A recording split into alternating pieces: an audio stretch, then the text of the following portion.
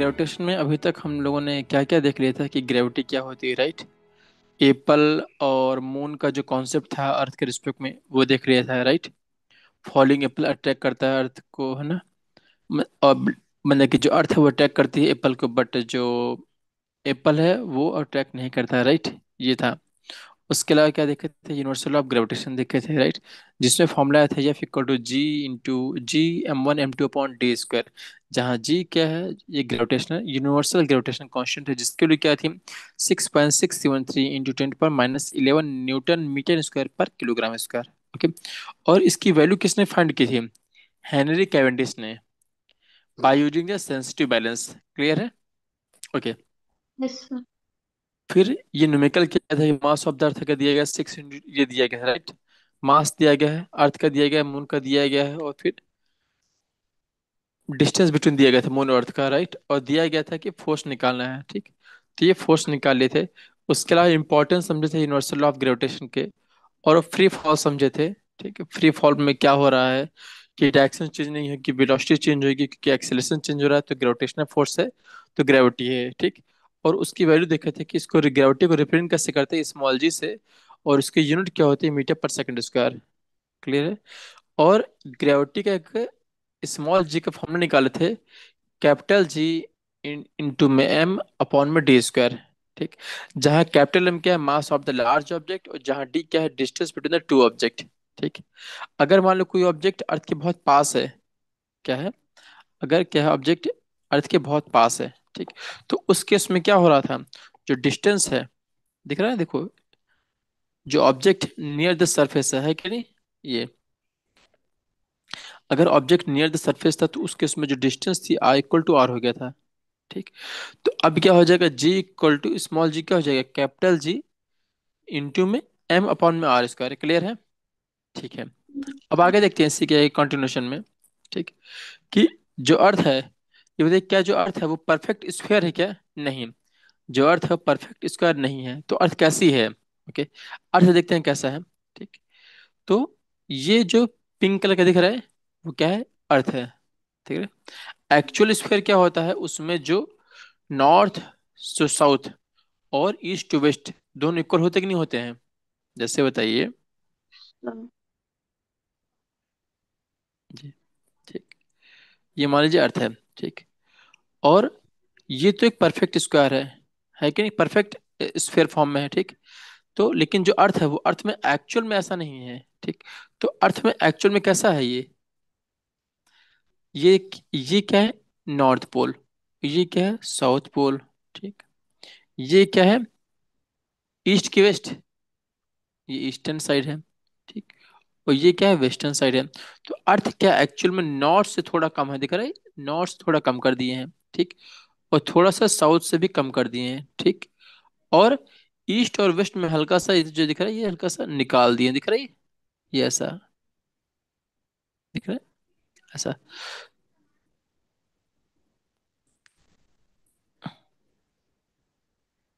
Clear है कि नहीं, क्लियर है। तो जो ब्लू कलर से बनाया दिख रहा है, तो अगर ध्यान से देखो, ठीक, तो ऊपर हल्का सा छूट गया है, जो पोर्शन में हाईलाइट करूंगा अभी दिखेगा, ये येलो कलर से दिख रहा है, ये दिख रहा है, दिख रहा है। ये पोर्शन थोड़ा छूट गया, दिख रहा है, नहीं दिख रहा है ये, यस। ठीक है। तो अगर पोर्शन छूट गया है, तो इसका मतलब क्या हुआ, हम कि नॉर्थ से साउथ की जो डिस्टेंस है, ठीक, या फिर जो नॉर्थ के साउथ का जो डायमीटर है, ठीक, वो कम है कि नहीं, बोलिए, ये बोलिए, ये जो है ये थोड़ी कम होगी कि नहीं होगी, compare to east to west. Clear है कि नहीं, क्लियर है, बोलिए। हाँ। ठीक है। तो यहाँ पे कितनी होती है, ठीक, जो डायमीटर की बात की जाए अगर, तो अगर देखा जाए ईस्ट टू वेस्ट कितनी है, 7926, या फिर 12,756 किलोमीटर, ठीक। और नॉर्थ टू साउथ कितनी है, 12,174, 714 किलोमीटर, ठीक। तो यहाँ पे क्या लग रहा है, ठीक, कि जो नॉर्थ टू साउथ है, ठीक, वो कम है, ठीक। और ईस्ट से वेस्ट जो डायमीटर है वो ज्यादा है। इतना क्लियर है कि नहीं, क्लियर बता दो। हाँ। यस। ठीक है। अगर ऐसा है तो ऐसा क्यों है? क्योंकि जो अपना अर्थ है, ठीक, वो क्या वो है? टिल्ट है। हाँ, टिल्ट है। और इससे यहाँ पे क्या है, जियो जियो आइडल बल्ज बोलते हैं, क्या बोलते हैं? जियो आइडल बल्ज है यहाँ पे। ठीक। तो अब बताइए कि अगर नॉर्थ टू साउथ की डायमीटर कम है, ठीक। आइडल बल्ज क्या होता है? हम्म। बल्ज, बल्ज एक तरीके से बोल सकते हैं चपटा टाइप का, एक तरीके से। दिख रहा है ये चीज यहाँ पे थोड़ा निकला हो, थोड़ा चपटा हो गया है। दिखाते हैं कैसे।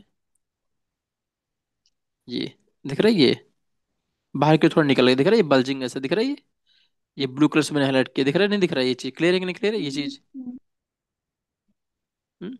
चपटी थोड़ी सी, ये क्लियर है कि नहीं क्लियर है? यस। ठीक है।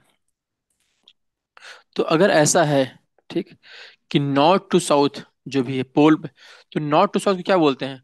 पोल बोलते हैं। बोलिए। पोल बोलते हैं, ठीक।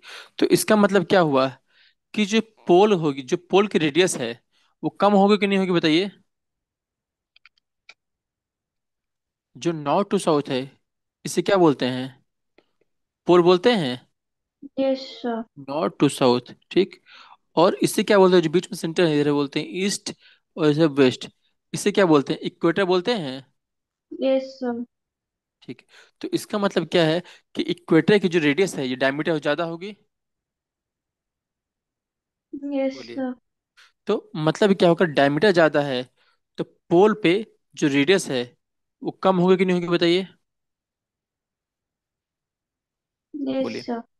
और इक्वेटर पे जो रेडियस ज्यादा है कि नहीं है बताइए? ये पोल, यस। ये इक्वेटर, ठीक। तो अगर ऐसा है तो अब बताइएगा कि जो फॉर्मूला होता है किसका, स्मॉल जी ग्रेविटी का क्या होता है formula? Small G equal to capital G into में एम अपॉन में डी स्क्वायर, ठीक। तो अब यहां से बताइए कि अगर डी की वैल्यू ज्यादा होगी तो स्मॉल जी की वैल्यू कम होगी ज्यादा होगी बताइए? कम होगी। Very good. अगर यहाँ पे, क्योंकि जी और डी क्या है, ये इन्वर्सली प्रोपोर्शनल है, देखिए डिस्टेंस क्या है कि नहीं। तो मतलब क्या हुआ कि अगर डी ज्यादा होगी तो जी कम होगा नहीं होगा, और डी अगर कम होगा तो जी ज्यादा होगा नहीं होगा, बोलिए। तो मतलब क्या होगा, जिसकी डिस्टेंस ज्यादा होगी, ठीक, वहां पे ग्रेविटी कम होगी नहीं होगी, बोलिए। तो पोल पे जो रेडियस है वो कम होती है, तो पोल पे जो ग्रेविटी ज्यादा होगी नहीं ज्यादा होगी, क्लियर है कि नहीं क्लियर बताइए भी। यस। कंपेयर टू इक्वेटर, तो इक्वेटर में जो ग्रेविटी होती है वो कम होगी कि नहीं होगी? यस। मतलब क्या हुआ कि अर्थ है, मान लीजिए क्या अर्थ है, ठीक। तो जो पर्सन इक्वेटर पे होगा, ठीक, उससे क्या होगा, ग्रेविटी कम फील होगा ज्यादा होगा? यहाँ पे इस जगह पे जो जी होगा, इक्वेटर है, यहाँ पे जी कम होगा ज्यादा होगा इक्वेटर पे? कम होगा। कम कम। आएगा। कम होगा। और जो पोल है ये, यहाँ पे जी क्या होगा? ज्यादा। ज्यादा। ज्यादा होगा। याद रहेगा कि नहीं याद रहेगा? और कभी भूल जाइए कि कहाँ पे क्या होता है जी की बात की जाए, ठीक। तो ऐसे डायग्राम बना लेना, दिख रहा है। और ऊपर क्या है, पोल है, पोल होता है ना, पोल होता यस। है। तो ऊपर जो, अगर जो ऊपर है वो ज्यादा होगा, और जो बीच में है वो कम होगा नहीं होगा बताइए? याद यस। रहेगा नहीं याद रहेगा? याद रहेगा। तो अर्थ जो परफेक्ट स्क्वायर नहीं है, उससे क्या हुआ है कि पोल पे ग्रेविटी ज्यादा होती है और इक्वेटर पे कम होती है। तो अगर कोई पूछे कि पोल पे ग्रेविटी ज्यादा क्यों होती है, क्योंकि पोल पे रेडियस कम होती है कंपेयर टू इक्वेटर, ठीक। इसीलिए वहां पे जो ग्रेविटी ज्यादा होती है, और जो ग्रेविटी है वो इन्वर्सली प्रोपोर्शनल होती है डिस्टेंस की, क्लियर है कि नहीं क्लियर है? यस। ठीक है। नेक्स्ट देखते हैं। ठीक है, तो क्या कह रहा है कि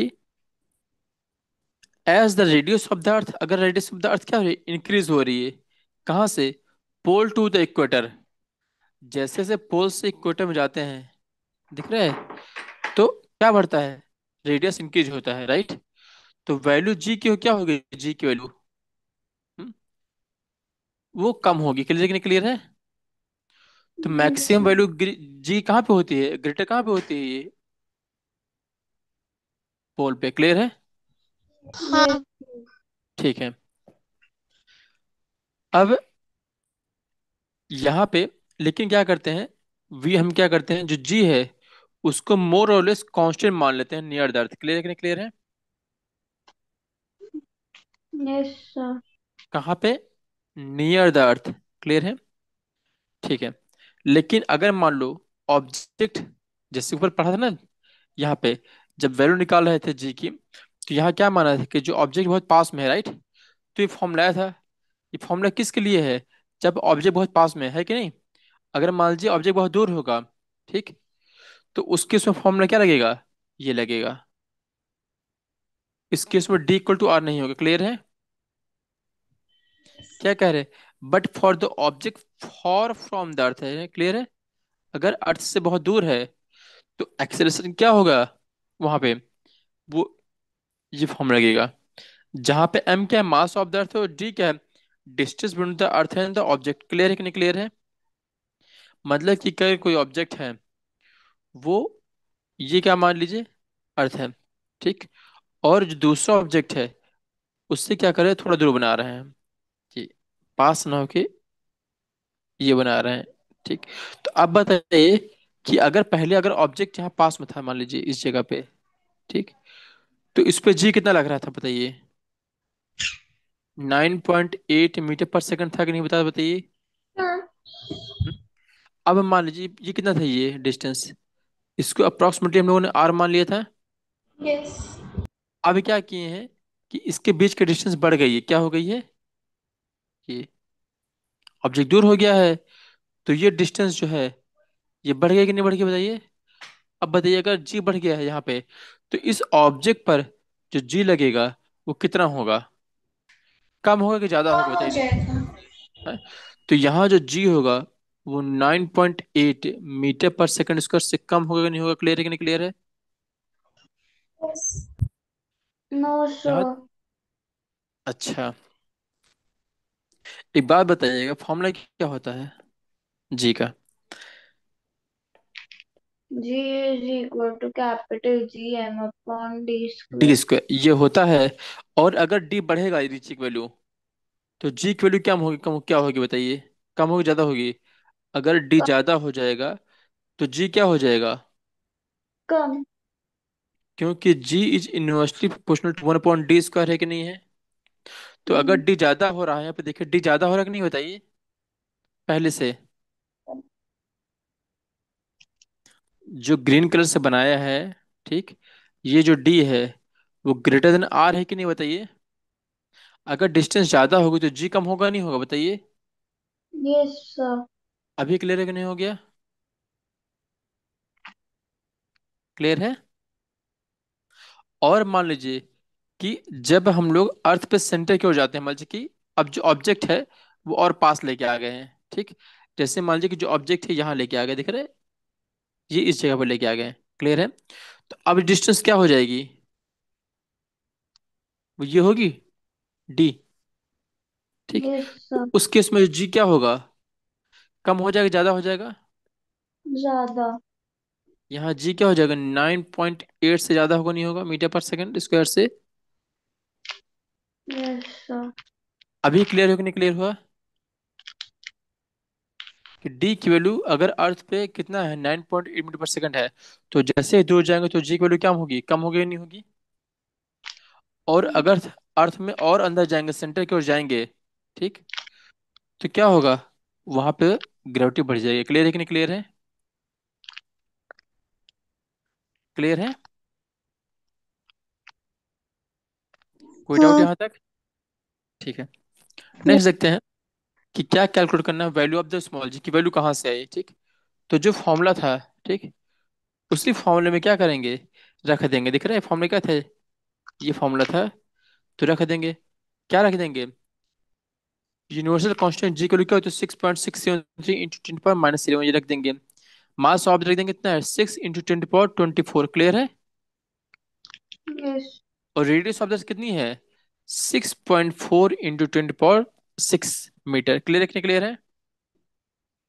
अगर इसको सिंपली याद करना हो, ठीक, कितना होता है, 6.4 है, इंटू 10 की पावर 6 है, तो 10 की पावर 6 है ये, तो इससे 10 की पावर 3 लिख सकते हैं इंटू 10 की पावर 3, बताइए। Yes sir. ये मीटर में है।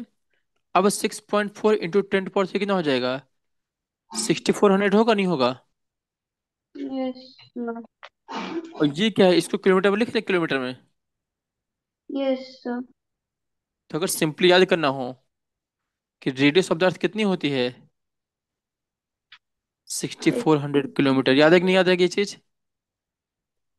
Yes sir. ऐसे याद है कि नहीं याद रहेगा, बोलिए। हम्म। Yes sir. अर्थ की रेडियस कितनी होती है, 6400 किलोमीटर स्क्वायर, क्लियर है। Mass of the yes. कितना है, 6 इंटू 10 की पावर 24, क्लियर, किलोग्राम। ठीक। तो अभी क्या करेंगे, इस वैल्यू को यहाँ रख दिए हैं, दिख रहे हैं, पहले जी रख दिए हैं, ये जी रख दिए हैं, क्लियर है। अब यहाँ पे रख दिए मास, क्लियर है। और अपॉन में 6.4 को इंटू 10 की पावर 6 को स्क्वायर कर दिए, क्लियर है। तो इसको सॉल्व करो, जो वैल्यू कितनी आएगी, 9.8 metre per second square, clear है कि नहीं, क्लियर है। तो अगर मान लीजिए एग्जाम में क्वेश्चन आता है ये होगा, तो आप लोग को ये वैल्यू तो याद है कि 9 पॉइंट होती कि नहीं होती, बताइए, 9.8 मीटर पर सेकंड स्क्वायर होती है, ठीक। ठीक है। तो अगर ये 9.8 मीटर पर सेकंड होती है, तो सिंपली क्या करना है, जो वैल्यू को रख दोगे सीधे फाइनली रख दोगे तो हो जाएगा, क्लियर करने के लिए सॉल्व करने की जरूरत नहीं पड़ेगी आपको, क्लियर है। यस ठीक है। सर। तो यहाँ पे क्या है, ये वैल्यू किसकी आ गई, ये एक्सेलरेशन की वैल्यू आ गई, कि क्यों है, due to the gravity of the earth कितनी है, 9.8 metre per second square, clear है। ठीक है।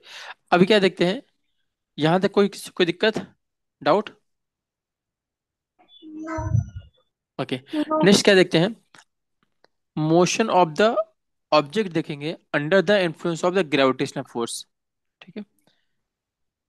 तो एक बात बताइए कि अगर कोई ऑब्जेक्ट है, ये कोई ऑब्जेक्ट है, ठीक, इसको छोड़ देते हैं, तो मतलब क्या हो रहा है, फ्री फॉल हो रहा है कि नहीं हो रहा है।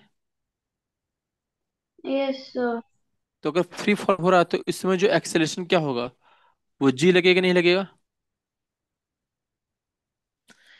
होगा कि यस नहीं होगा। सर। और इसकी वैल्यू यस। कितनी होती है, nine nine point eight eight metre into per क्या, second metre per second square. Square है, ठीक है। तो जो भी ऑब्जेक्ट है वो एक्सपीरियंस करते हैं एक्सेलरेशन, क्यों होते हैं, ड्यूरिंग फ्री फॉल होता है, क्लियर है। Yes sir. और एक बात बताइए कि मान लीजिए कि किसी ऊपर से, ठीक, कोई बोतल छोड़ दिया जाए, या कोई पेन छोड़ दिया जाए, या फिर कार छोड़ दिया जाए, कुछ भी कितनी भी ऊंचाई उच्च हाइट से, ठीक, तो क्या वो जो ऑब्जेक्ट है, ठीक, वो क्या मास पे डिपेंड करता है क्या, ऑब्जेक्ट के मास पे, मतलब क्या कहना चाह रहा है, ठीक, कि एक ऑब्जेक्ट ये ले लो जिसका मास मान लो 1 किलोग्राम है, क्या है, उसकी वन, स्पीड उसके मास पे डिपेंड। ठीक, मान लो एक ऑब्जेक्ट इसका मास क्या है, 1 किलोग्राम है, इसको छोड़ दिया गया है, ठीक। ठीक। और दूसरा ऑब्जेक्ट मान लो, इसका मान लो 100 किलोग्राम है, क्या है, 100 किलोग्राम है, ठीक। तो इसको अगर छोड़ा जाए, तो क्या दोनों एक ही टाइम पे आएंगे, क्या अलग अलग आएंगे, पहले बताइए हमको। अलग अलग। अलग अलग आएंगी, कौन सी जल्दी आएगी, कौन सी। 100 किलोग्राम। हम्म। 100 किलोग्राम। 100। अच्छा, वो जल्दी आ जाएगा, अच्छा जी। अच्छा बताइए, यहाँ जो वो लग रहा है, जो ग्रेविटी लग रही है वो कितनी होती है, 9.8 मीटर पर सेकंड, ये होगा कि नहीं होगा, बताइए। Yes sir. हम्म। होगा। और जो जी होता है उसका फॉर्मूला क्या होता है, capital G E into M capital R upon में square. R R square. Square. तो यहाँ एम क्या है, मास ऑफ द अर्थ है कि मास ऑफ द ऑब्जेक्ट है, ये अर्थ। अर्थ का अर्थ। मास है, ठीक। और आर क्या है, अर्थ हाँ, का रेडियस ऑफ अर्थ अर्थ। का रेडियस, राइट। आ रहा। और जो कैपिटल जी हाँ। है, हाँ हो या ग्रेविटेशनल कांस्टेंट, ये हमेशा फिक्स रहेगा। तो ये बताइए, क्या जो स्मॉल जी है वो कभी क्या ऑब्जेक्ट के मास पे डिपेंड करेगा क्या, बोलिए। ये इंडिपेंडेंट है कि नहीं, बताइए। ये यस। इंडिपेंडेंट ऑफ क्या है, ऑब्जेक्ट मास, क्लियर है कि नहीं, क्लियर है। यस। अगर ये इंडिपेंडेंट ऑब्जेक्ट मास है, तो चाहे वेट 1 किलो का है चाहे 100 किलो का है, उस पर क्या मैटर करेगा क्या? नो। क्लियर है? तो अगर जो एक्सेलेरेशन है, ठीक, ऑब्जेक्ट पे, वो इंडिपेंडेंट ऑफ मास रहता है। क्लियर है कि नहीं क्लियर है? Yes sir. क्योंकि इसमें कहीं मास नहीं आ रहा है। ठीक। तो ये क्वेश्चन जब पूछ सकते हैं कि डिपेंड करता है मास पे है कि नहीं, तो क्या रहता है? इंडिपेंडेंट रहता है। याद है कि नहीं? याद रहेगा। ये क्वेश्चन पूछा जाएगा डिपेंड करेगा कि इंडिपेंडेंट रहेगा, तो यस। इंडिपेंडेंट रहेगा। क्लियर है? यस। इसका मतलब क्या हुआ कि ऑल ऑब्जेक्ट, चाहे वो हॉलो हो, सॉलिड हो, बिग हो या स्मॉल जो भी हो, वो अगर फॉल करेंगे तो सेम रेट से करेंगे। क्लियर है कि नहीं क्लियर है? मतलब यस कि ये 1 किलोग्राम और 100 किलोग्राम जो है, दोनों सेम रेट से फॉल करेंगे। क्लियर है? बट सर जो चीजें लाइट होती है उनमें बहुत एटमॉस्फेयर बड़ा रहेगा, टेम्परेचर। उसकी एयर रेजिस्टेंस अगर ज्यादा रहेगी तो वो धीमे हो सकता है, और कम रहेगी तो तेज हो जाएगा। तो उस वो जो एयर रेजिस्टेंस रहेगा, वो बहुत नेग्लिजिबल रहेगा ना उससे कंपैरिजन में। नहीं, मतलब जो गैलीलियो थे उनने ये कहा था कि मतलब जो पंखुड़ी है वो इसलिए धीमे करती क्योंकि उसका एयर रेजिस्टेंस कम है। अगर उसका साइड का साइज का एक लेड का ले लें तो वो भी जल्दी गिरेगा, क्योंकि मतलब वो एयर को काट लेगा। हाँ, वो तो कोई और फैक्टर हो गया, लेकिन यहाँ जो हम बात कर रहे हैं वो एक्सेलरेशन की बात कर रहे हैं ना। तो एक्सेलरेशन क्या हाँ। चेंज हो गया क्या किसी ऑब्जेक्ट का? एक्सेलरेशन। हम्म। एक्सेलरेशन सब पे सेम रहेगा ना, सभी ऑब्जेक्ट पे? अच्छा, मतलब स्पीड का बढ़ना वो तो सेम हाँ, रहेगा। सबका सेम हाँ। रहेगा ना। तो सभी ऑब्जेक्ट के वो तो सेम रहेगा ना, चाहे हॉलो हो, चाहे सॉलिड हो, चाहे बिग हो, चाहे स्मॉल हो। क्लियर है कि नहीं क्लियर है? पर होना नहीं चाहिए, मतलब बट ऐसे ही होता है ना, क्योंकि जो वैल्यू प्रूफ आ रही है वो तो पंखुड़ी यहीं से आ रही है ना। से गिराए तो वो तेज स्पीड पे थोड़ी गिरने लगेगा एक पॉइंट पे। क्या चीज? इतना, अरे एक अगर लेड की बॉल को हम गिराएं कहीं से भी, हम्म। जिससे कि वो काफी तेज हो जाए स्पीड में, एक्सेलरेशन में, जब ग्राउंड को हिट करने वाला रहे, और एक पंखुड़ी को कितने भी ऊंचे से मतलब गिरा दें तो हम्म। उतना तो नहीं कर पाएगा ना वो एक्सेलरेशन।